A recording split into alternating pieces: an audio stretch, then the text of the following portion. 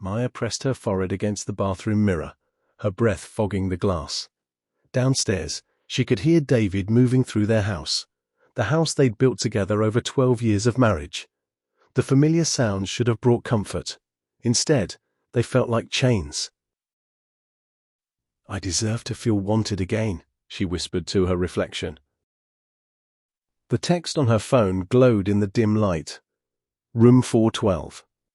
"I'll be waiting." It had started innocently enough.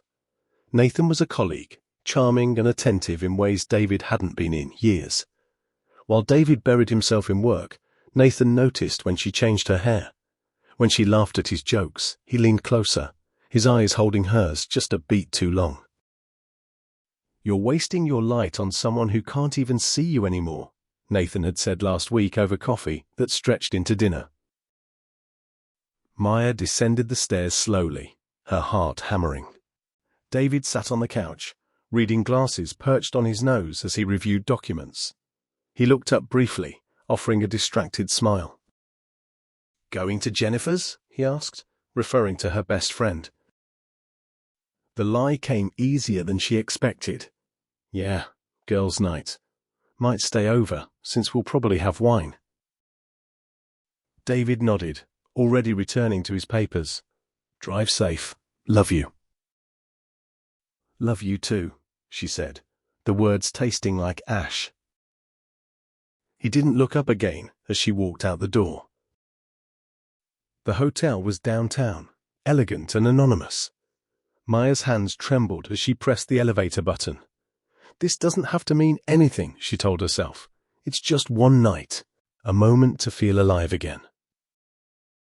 Nathan opened the door before she could knock, as if he'd been watching through the peephole.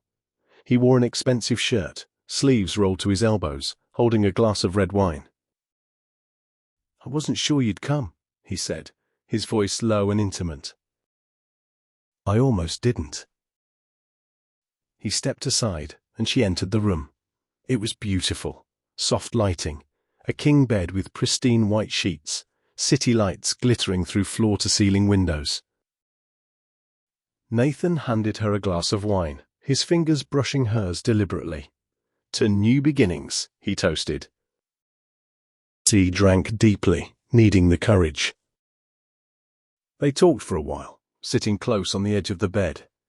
Nathan listened in ways David hadn't in months, asking about her dreams, her fears, the parts of herself she'd buried beneath years of routine. When he tucked a strand of hair behind her ear, she didn't pull away. "You're so beautiful, Maya." How could he not see that? His lips found hers, tentative at first, then hungry. She kissed him back, trying to lose herself in the moment, in the feeling of being desired. His hands moved to her waist, pulling her closer.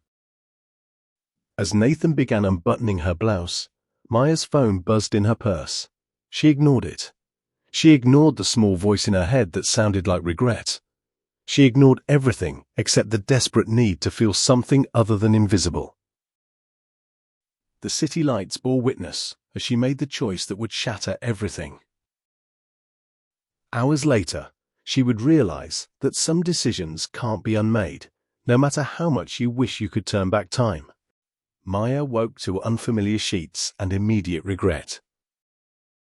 Sunlight filtered through the hotel curtains, illuminating Nathan's sleeping form beside her. In the harsh morning light, everything looked different. The romance of the previous night had evaporated, leaving only the stark reality of what she'd done. She slipped from the bed quietly, gathering her scattered clothes. Her body ached, not from passion, but from the weight of betrayal settling into her bones. In the bathroom mirror, she looked like a stranger. Her makeup was smudged, her hair tangled, but worse was the look in her eyes. Hollow, ashamed. Nathan stirred as she dressed. "Leaving already?" "Stay for breakfast." "I can't. I need to get home." He sat up, running a hand through his hair, suddenly looking less like a romantic fantasy and more like a complication. "Maya, last night was—" "A mistake," she interrupted. "We can't do this again." Something flickered across his face. Disappointment, maybe anger. You seemed pretty sure last night. Last night I was confused. I'm sorry, Nathan. This was wrong. The drive home felt endless. Maya's phone showed 3 missed calls from David and 2 texts. Hope you're having fun. And let me know when you're heading home. Simple messages. Trusting messages. They cut deeper than any accusation could have. She expected to find David worried or angry when she finally pulled into their driveway at noon. Instead, the house was quiet. His car was gone. Inside, everything looked exactly as it had when she left.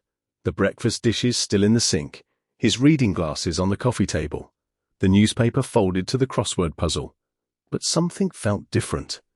The air itself seemed changed, charged with an absence she couldn't quite name. A note on the kitchen counter, in David's familiar handwriting. Had to run to the office. There's coffee made. We should talk when I get home. Maya's blood ran cold. We should talk. Did he know? How could he know? She'd been so careful. She spent the day in agony, scrubbing the kitchen, doing laundry, trying to erase the evidence of her guilt through domestic ritual. Every car that passed sent her heart racing. Every sound made her jump. Her phone buzzed. Nathan, thinking about you. Last night was incredible. She deleted the message and blocked his number, as if that could undo what had happened. David came home at 6, exactly when he always did. He walked through the door carrying takeout from their favorite Thai restaurant, a peace offering for not being around more lately. Hey, he said, kissing her cheek. She flinched slightly, but he didn't seem to notice. Thought we could have a nice dinner together. I know I've been distracted with work. Maya watched him set the table, chatting about his day, completely unaware that the woman standing before him had betrayed him in the worst possible way. His trust was absolute, unquestioning. It made everything so much worse. David, she began, her voice cracking. We need to talk. He looked up, concerned. What's wrong? The words caught in her throat. Confession sat on her tongue like poison, but cowardice won. Just thank you for dinner. Nothing. He smiled, relieved. Always. That night, as David slept peacefully beside her, Maya lay awake, knowing that the real consequences were just beginning. 3 weeks passed like a slow-motion car crash. Maya threw herself into being the perfect wife, cooking elaborate meals, initiating conversations, even suggesting they take a weekend trip. But David had become distant in a way that had nothing to do with work. He was polite, even kind, but there was a careful distance in his eyes that hadn't been there before. She told herself she was imagining it. That guilt was making her paranoid.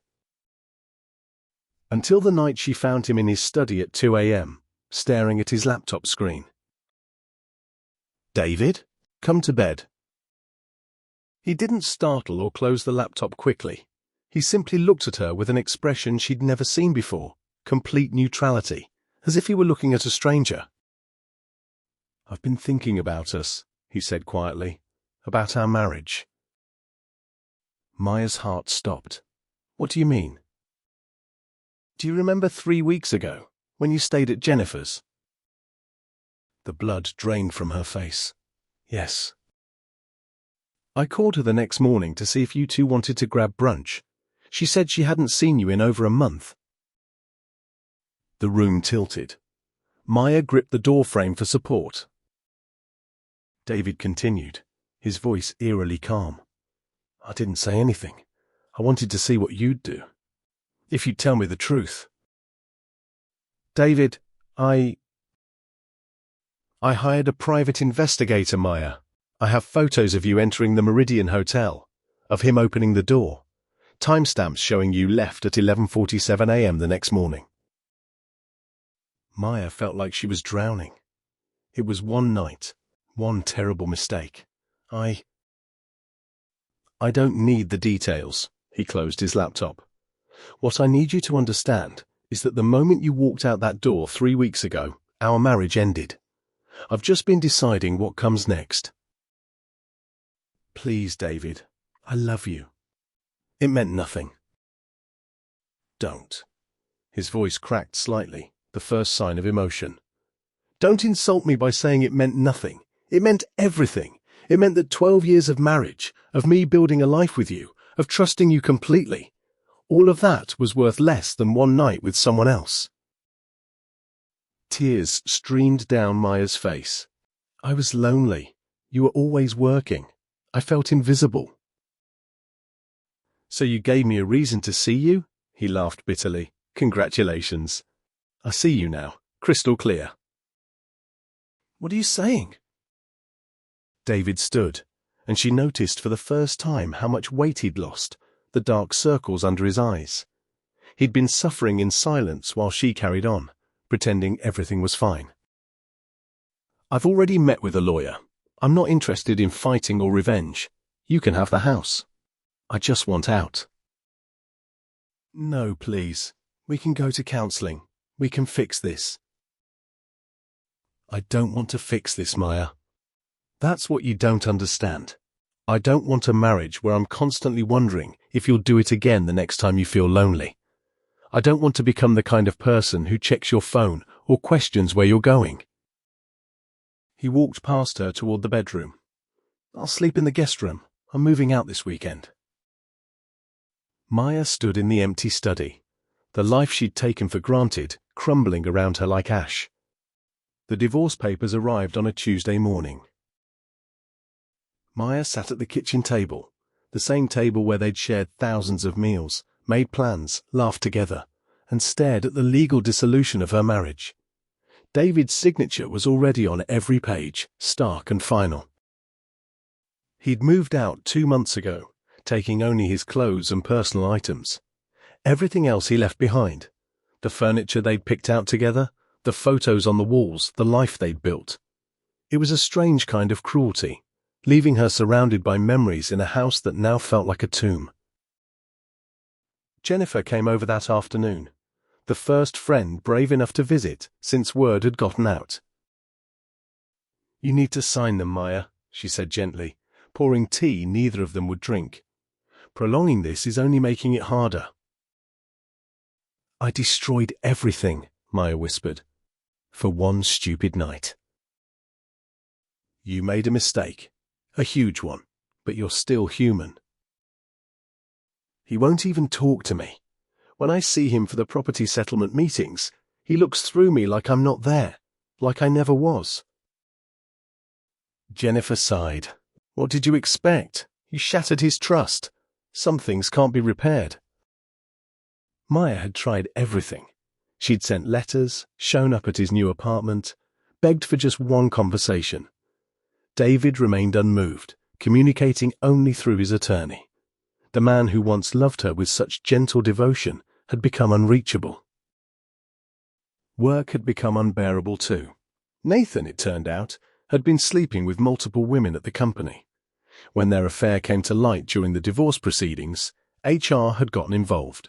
Maya wasn't fired, but she'd been transferred to a different department, and now walked hallways filled with whispers and judgment.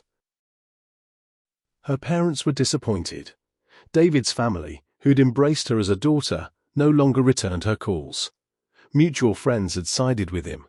Rightfully so, she knew, but it left her increasingly isolated. The real torture was the nights. Alone in the house that had once represented everything she wanted, Maya replayed that evening over and over, the choices she'd made. The moment she could have turned around but didn't. The fantasy that one night of feeling desired was worth the risk. She'd been so stupidly, catastrophically wrong. One afternoon, she ran into David at the grocery store. He was with someone, a woman around their age, laughing at something he'd said. Maya watched from behind a display of cereal boxes as David smiled, genuinely smiled, in a way he hadn't with her in years. He looked lighter, free. The woman touched his arm familiarly, and Maya realized David wasn't just moving on. He'd already moved on. While she was still drowning in regret, he'd started swimming toward shore. When David noticed her watching, his expression closed off immediately. He said something to the woman, who glanced at Maya with a mixture of pity and contempt, and they walked away. Maya stood there among the grocery aisles, her cart empty, understanding finally settling in her bones. She hadn't just lost her husband that night. She'd lost her future, her stability, the person who knew her best. And unlike in movies, there would be no redemption arc, no grand gesture that would make it right. Some mistakes don't get fixed, they get survived. A year later, Maya stood in the empty house for the last time. She'd finally sold it, couldn't afford it alone anyway, and the memories had become suffocating. The new owners would arrive tomorrow to begin their own story. She hoped they'd be happier here than she'd ended up. The divorce was finalized. David had remarried, the woman from the grocery store, whose name was Rachel. Maya had seen the announcement on social media before she'd finally deleted all her accounts. They looked genuinely happy. David looked at Rachel the way he used to look at Maya, before she'd broken something fundamental between them. Maya had moved through the stages of grief in no particular order. Denial, anger, bargaining, depression. They came and went like waves. But lately, something else had emerged. Acceptance, and with it, a brutal kind of honesty. She'd spent months blaming David's absence, his workaholic tendencies, their routine. But sitting in therapy, which she'd finally started, she'd been forced to confront the truth. Plenty of people feel lonely in their marriages. Most of them don't cheat. She'd made an active choice. A series of choices, actually, each one leading her further down a path of betrayal. Nathan had texted her a few times after it all fell apart, but she'd never responded. She'd seen him once since then, at a coffee shop, looking much less attractive in the unforgiving light of consequences. He'd tried to approach her, but she'd left without acknowledging him. He'd been a symptom, not the disease. The disease had been her own selfishness, her unwillingness to do the hard work of communicating with David, of fixing what was broken instead of running from it. Maya's small apartment across town was bare, but clean. She'd started over with almost nothing, which felt appropriate.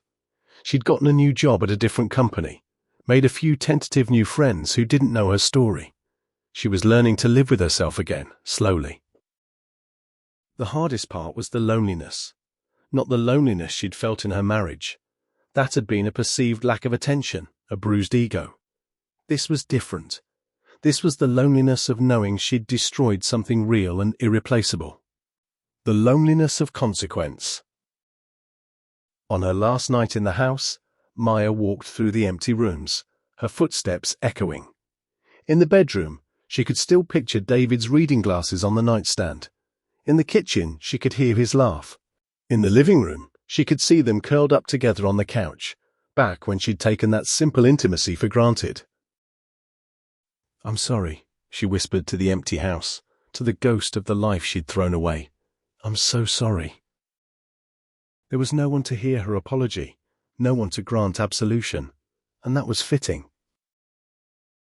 As Maya locked the door for the final time, she understood that forgiveness wasn't guaranteed. Some betrayals are too deep, some trust too broken. She would carry this lesson for the rest of her life. That we don't always get second chances. That sometimes one choice really can change everything. And that the person we hurt most is often the one who deserved it least. She'd told herself it was only one night. She'd been wrong about that too. It was the night that cost her everything.